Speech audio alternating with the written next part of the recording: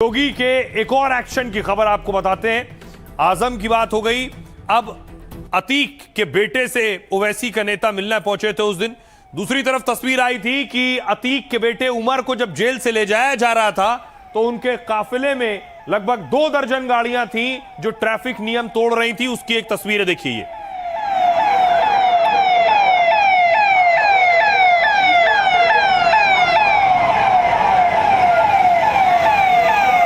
Police की गाड़ी के पीछे जो गाड़ियां जा रही हैं ये सब उमर के करीबी समर्थक सहयोगी उनकी गाड़ियां हैं और कोई भी न टोल बूथ पर रुकी, न किसी ने टोल बूथ पर पैसे दिए, न पेमेंट किया और उसके बाद ट्रैफिक नियम तोड़ते हुए ये आगे बढ़े। इन गाड़ियों पर, गाड़ी चलाने वालों पर एक्शन हुआ।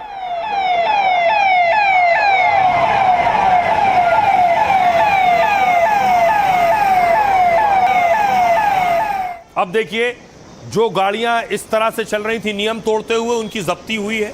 उमर के काफिले की ये गाड़ियां हैं जिन्हें पुलिस ने सीज किया है, थाने में लाकर खड़ा किया है।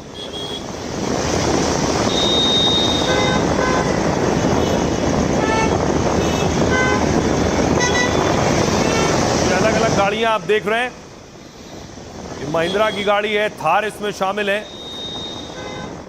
अब आपको बताऊं किन किन गाड़ियों पर यह कार्रवाई की गई है। पुलिस ने अतीक अहमद के बेटे उमर के काफिले की 4 गाड़ियां जब्त की हैं। 2 गाड़ियां प्रतापगढ़ पुलिस ने और 2 प्रयागराज पुलिस ने जब्त की हैं। आरोप है कि टोल प्लाजा कर्मचारियों को कुचलने की कोशिश हुई। दरअसल 8 अगस्त को उमर को अबान के जनाजे में शामिल होना था। उसे पुलिस कस्टडी में लखनऊ से प्रयागराज लाया जा रहा था। इसी दौरान पुलिस गाड़ियों के पीछे समर्थकों की कई गाड़ियां चल रही थी। उन गाड़ियों में सवार उमर के समर्थकों ने टोल पर बवाल काटा। गाड़ियों में मौजूद लोगों ने टोल को लेकर कर्मचारियों से गाली गलौज की, यह दावा है। कुछ गाड़ियों ने टोल बैरियर तोड़ दिए और बिना टोल फीस दिए आगे बढ़ गए। टोल कर्मचारियों ने गाड़ियों से कुचलने की कोशिश का भी आरोप लगाया। टोल मैनेजर की शिकायत पर केस हुआ और गाड़ियों की तलाश शुरू हुई। प्रतापगढ़ पुलिस ने 2 स्कॉर्पियो गाड़ियों को उठाया है और पहली स्कॉर्पियो गाड़ी लखनऊ प्रयागराज हाईवे की सर्विस लेन में मिली है। दूसरी स्कॉर्पियो गाड़ी प्रयागराज के फाफामऊ इलाके से बरामद हुई। पुलिस ने दोनों वाहनों की चेचिस का ई चालान ऐप से सत्यापन किया। डिटेल सही मिली तो दोनों गाड़ियों को थाने में खड़ा कर दिया गया है। इस बीच प्रयागराज पुलिस ने एक थार और एक स्विफ्ट भी पकड़ी है। अब सीसीटीवी फुटेज की मदद से पुलिस आरोपियों की तलाश कर रही है। सुनिए जरा प्रयागराज पुलिस क्या कुछ कह रही है। सीओ आशुतोष पांडे।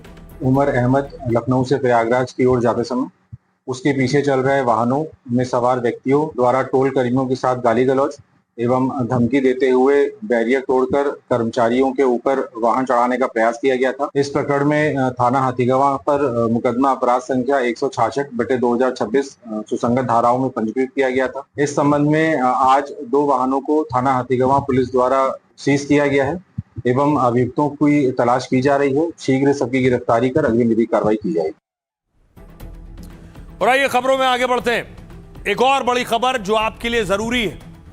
जाति जनगणना के सवाल आउट हो गए, यानी जाति जनगणना होगी तो आपसे कौन कौन से सवाल पूछे जाएंगे उसकी पूरी लिस्ट आ गई है। 40 सवालों की लिस्ट है। आपको बताऊं कौन कौन से सवाल आपसे किए जाएंगे। देखिए जरा, जो सवाल आपसे पूछे जाएंगे इस दौरान, उसमें से जो लिस्ट सामने आई है 40 सवालों की, ये सवाल पूछे जाने हैं और 2027 के लिए ये सवाल है और इसमें लोगों से SC ST या अन्य जाति के बारे में पूछा जाएगा। आजादी के बाद ये पहली बार होगा जब जाति की जानकारी दर्ज होगी। 2011 की जनगणना के फॉर्म में 29 सवाल थे। कोविड वैक्सीन को लेकर भी सवाल पूछे जाएंगे। मोबाइल, आधार, वोटर ID और बैंक अकाउंट से जुड़े सवाल भी होंगे। जैसे पहला सवाल होगा व्यक्ति का नाम, दूसरा परिवार के मुखिया से संबंध, तीसरा लिंग और चौथा जन्म की तारीख और उम्र। 5वां होगा वैवाहिक स्थिति। 6ठा सवाल होगा शादी के समय उम्र क्या थी। 7वां सवाल जीवन साथी का नाम और 8वां धर्म। 9वां राष्ट्रीयता होगा। 10वां अनुसूचित जाति और अनुसूचित जनजाति। 11वां सवाल होगा पिता का विवरण।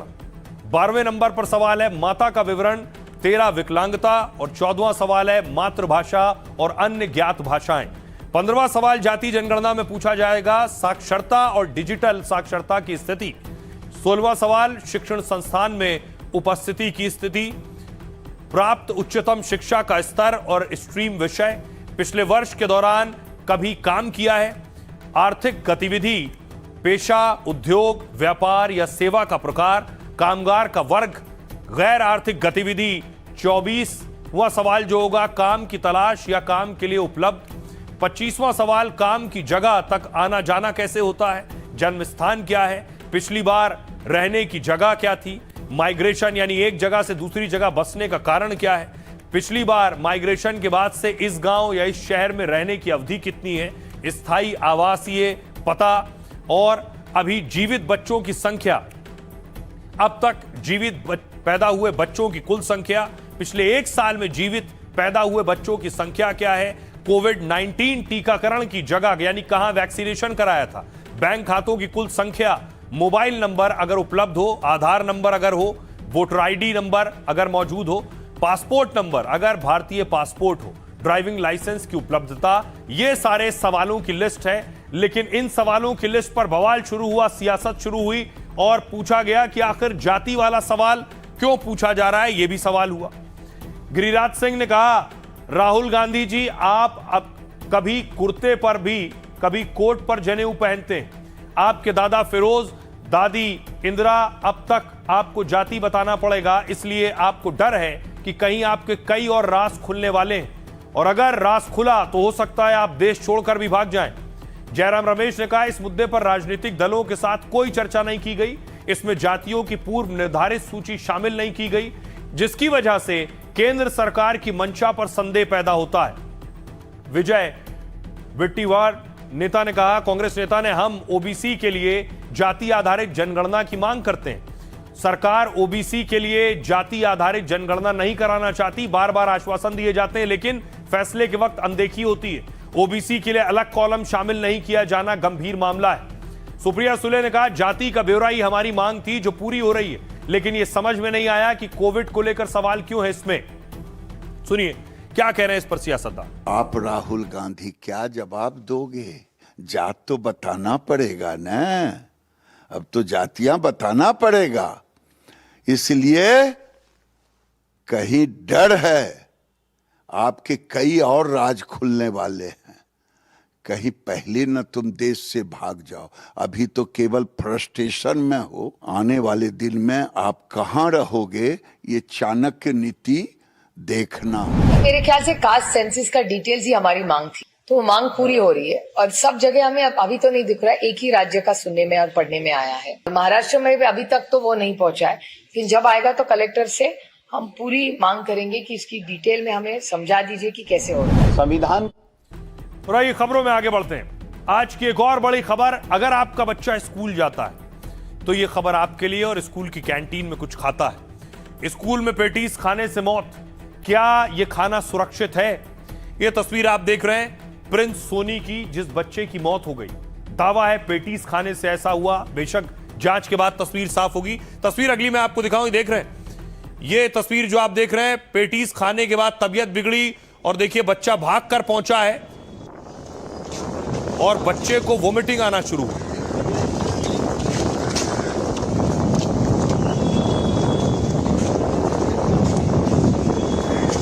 उसके बाद देखिए बच्चे की तबीयत और ज्यादा बिगड़ी तो स्कूल में क्लास में लेकर आया गया। देखिए बच्चे को सोफे पर लिटाया गया है, बच्चा उस वक्त तड़प रहा था, बदहवास हो रहा था, तो वहां जो मौजूद थे शिक्षक स्टाफ, वो पंखा झल रहा था।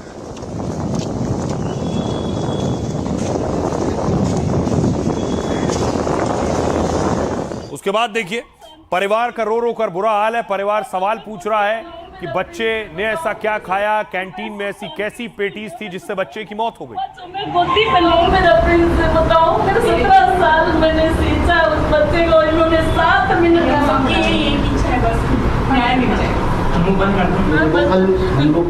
और उसके बाद लोगों ने प्रदर्शन करना शुरू किया, स्कूल से सवाल शुरू करे, स्कूल प्रबंधन से सवाल करने शुरू किए। देखिए स्कूल के बाहर प्रदर्शन शुरू हुआ, छात्र ही प्रदर्शन कर रहे थे।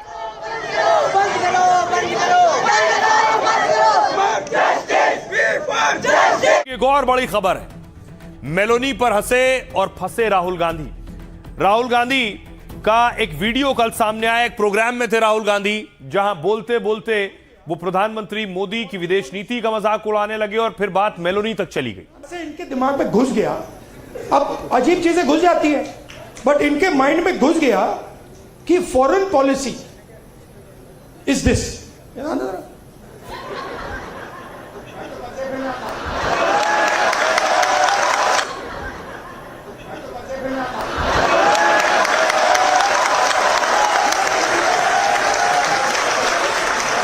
अब पता नहीं किसने डाला, कहां से घुसा। फॉरेन पॉलिसी का मतलब imagine the ignorance foreign policy. एक चीज पूछ सकता हूँ? हाँ, मेलनी समझ के तो नहीं पकड़ा था, मेलनी समझ के तो नहीं पकड़ा था, मेलनी समझ के तो नहीं पकड़ा था। I have not reached there yet. से इनके माइंड में घुस गया कि foreign policy is this.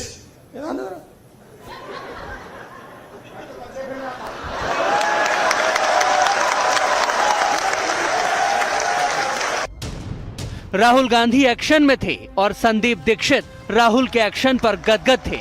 Rahul भी भूल गए और संदीप दीक्षित भी कि वो सार्वजनिक मंच पर हैं। एक चीज पूछ सकता हूँ? हाँ, मेलनी समझ के तो नहीं पकड़ा था, मेलनी समझ के तो नहीं पकड़ा था। I have not reached there yet.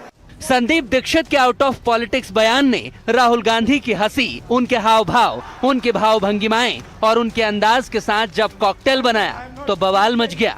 अब कुंठा में राहुल गांधी सभी प्रकार की पराकाष्ठाओं को पार करते चले गए। कांग्रेस पार्टी और राहुल गांधी देश के लोकतंत्र के लिए, स्वस्थ लोकतंत्र के लिए एक चुनौती बनते खड़े।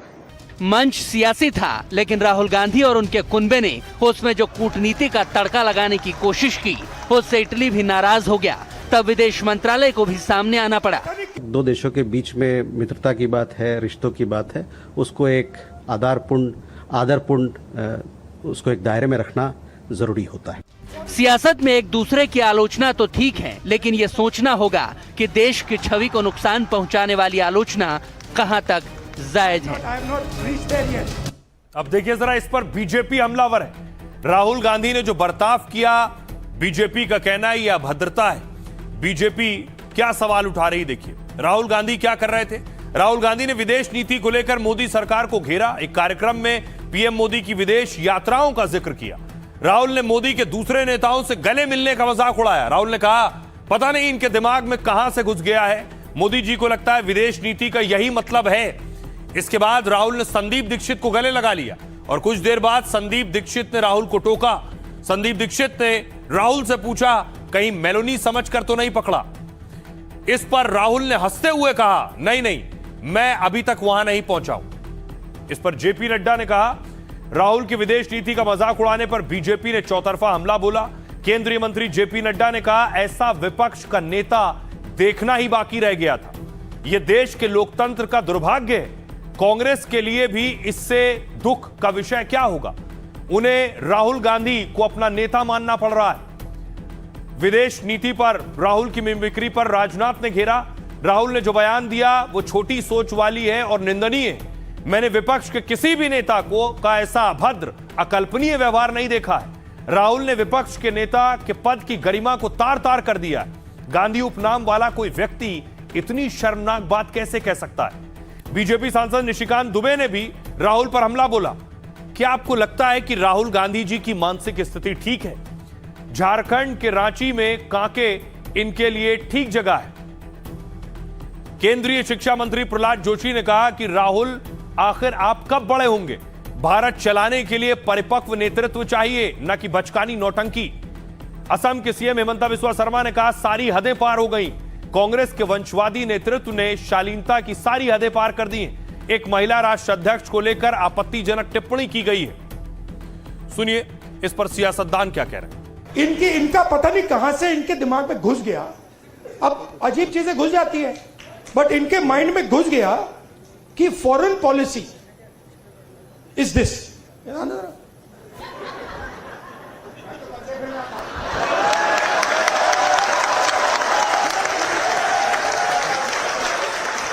अब पता नहीं किसने डाला, कहां से घुसा कि भाई फॉरेन पॉलिसी का मतलब imagine the ignorance foreign policy. एक चीज पूछ सकता हूँ? हाँ, मिलनी समझ के तो नहीं पकड़ा था? I have not reached there yet. वो नौटंकी के एक पात्र थे, नाटक के एक पात्र बन गए थे। सदन के अंदर हाउस कैंपस में बंदर ले जाना। राहुल गांधी, तुम्हारा ननिहाल भी इटली है, कोई नानी दादी चाची मामी कोई लगेगी? इतना संस्कार तो रखते। संस्कारहीन व्यक्ति जब किसी पद पे जाता है तो यही नीचे स्तर पर उतरता। जो व्यवहार नेता प्रतिपक्ष ने किया वो अभारतीय है, अशोभनीय है, अलोकतांत्रिक है, मर्यादाओं की धज्जियां उड़ाने वाला है। ये क्या कांग्रेस को शोभा देता है? क्या ये भारत के विचार है? मैं इसकी घोर निंदा करता हूं, उनको माफी मांगनी चाहिए। जो संदीप जी का बयान था वो गले नहीं उतरता है, उसे मैं अशोभनीय मानता हूं। सवाल सिर्फ है किसी हेड ऑफ द स्टेट का नहीं है। एनी वुमेन जो आपके वक्तव्य का उपहास का पात्र बने, ये उचित नहीं है। और हम बीजेपी से सिर्फ पॉलिटिकल लड़ाई नहीं लड़ रहे हैं, भाषा की लड़ाई और भाषा की गरिमा की लड़ाई लड़ रहे हैं। आपने प्रधानमंत्री रहते हुए एक प्रदेश की मुख्यमंत्री ममता जी को कहा था, ओए दीदी वो अच्छा था। आप सर्वोच्च नेतृत्व के कांग्रेस को क्या क्या शब्द बताए, मैंने अपनी आंखों से सुना और देखा है। मेरे पीछे रेणुका चौधरी बैठी हुई थी, उनको सुपर्णखा कहा है। अब देखिए, राहुल गांधी विदेश नीति पर सवाल उठा रहे थे लेकिन सेल्फ गोल कर बैठे। दूसरी तरफ सच्चाई यह है कि पीएम मोदी और मेलोनी सोशल मीडिया पर बहुत वायरल होते हैं। उनके जितने पोस्ट सोशल मीडिया पर आए हैं साथ के, उनके साथ की तस्वीरें हो, वीडियो हो, ये सब के व्यूज करोड़ों में जाते हैं। यानी लोग दोनों बड़े नेताओं को और उनकी छवि को पसंद करते हैं। देखिए, जब पीएम मोदी ने मेलोनी को गिफ्ट दिया हो या इसके अलावा जितनी भी अब तक तस्वीरें आई हैं वो इस बात की गवाह है। ये तस्वीर आप देख रहे हैं, ये भी सोशल मीडिया पर डाली गई। पीएम मोदी और इटली की पीएम मेलोनी को मेलोडी लिखा था इस तस्वीर में। दोनों नेताओं के दौरे या मुलाकात के वक्त मेलोडी ट्रेंड करने लगता है। दोनों से जुड़ी तस्वीरें देखते ही देखते वायरल हो जाती हैं। 20 मई को पीएम मोदी इटली के दौरे पर थे और इसी दिन इटली की पीएम मेलोनी ने सेल्फी पोस्ट की। मेलोनी ने लिखा, रोम में अपने दोस्त मोदी का स्वागत है, और देखते ही देखते इस पोस्ट पर व्यूज 8 करोड़ से ज्यादा हो गए थे। अगली तस्वीर देखिए, पीएम मोदी ने इसी दौरे में मेलोनी को मेलोडी दी थी, मेलोडी टॉफी गिफ्ट की। यह वीडियो बेहद छोटा था लेकिन दिलचस्प था। वीडियो सोशल मीडिया पर आते ही वायरल हो गया। कुछ ही घंटों में रिकॉर्ड व्यूज सामने आए। काफी कम समय में 11 करोड़ 20 लाख से ज्यादा व्यूज मिले। इटली की पीएम जॉर्जिया मेलोनी ने भारतीय झुमके पहने थे। यह तस्वीर देखिए, मेलोनी ने इसकी तस्वीर इंस्टाग्राम पर शेयर की और इसमें अब तक 7 लाख से ज्यादा लोगों ने लाइक किया है। सुनिए क्या कुछ कह रहा है इस पर विदेश मंत्रालय और सियासतदान। कि इटली के साथ हमारे बहुत गहरे और मजबूत संबंध हैं और हम इस रिश्ते को और मजबूत करना चाहते हैं। और जहाँ तक दो देशों के बीच में मित्रता की बात है, रिश्तों की बात है, उसको एक आदरपूर्ण उसको एक दायरे में रखना जरूरी होता है। राहुल गांधी जी के मन में प्रधानमंत्री जी के प्रति चाहे जितनी भी कुंठा भरी हो, परंतु ऐसी अभद्र टिप्पणी यह सर्वथा अस्वीकार्य है। आज इस आचरण से राहुल गांधी ने न सिर्फ प्रधानमंत्री नरेंद्र मोदी जी का अपमान किया है, भारत की अंतर्राष्ट्रीय प्रतिष्ठा का अपमान किया है, लोकतंत्र नेता प्रतिपक्ष के पद की गरिमा को तार तार कर दिया है। उन्होंने जो छिछोरापन दिखाया, इसको छिछोरेपन के सिवाय दूसरा कुछ कहा नहीं जा सकता। ऐसा छिछोरा नेता इससे पहले भारत ने कभी देखा नहीं। गली का नेता भी ऐसा छिछोरापन नहीं करता। मुझे ऐसा लगता है राहुल गांधी ने और संदीप दीक्षित ने देश की माफी मांगी। देश के विदेश नीति लगभग 80 साल से हम देख रहे हैं पंडित नेहरू जी से, और आज तक बहुत फर्क हो गया है। 10 साल में विदेश नीति खत्म हो गई है। प्रधानमंत्री कहाँ भी जाते हैं, किसी को भी जोर से ऐसा मिठी मारते हैं, हक करते हैं कि सामने वाला का सांस थम जाता है इतनी जोर से। 1-2 राष्ट्रपति का तो सांस थम गया था, मालूम है आपको। विदेश नीति समझाने की, सिखाने की आवश्यकता किसी को नहीं है। ये राहुल गांधी विदेश में जाके क्या करते हैं,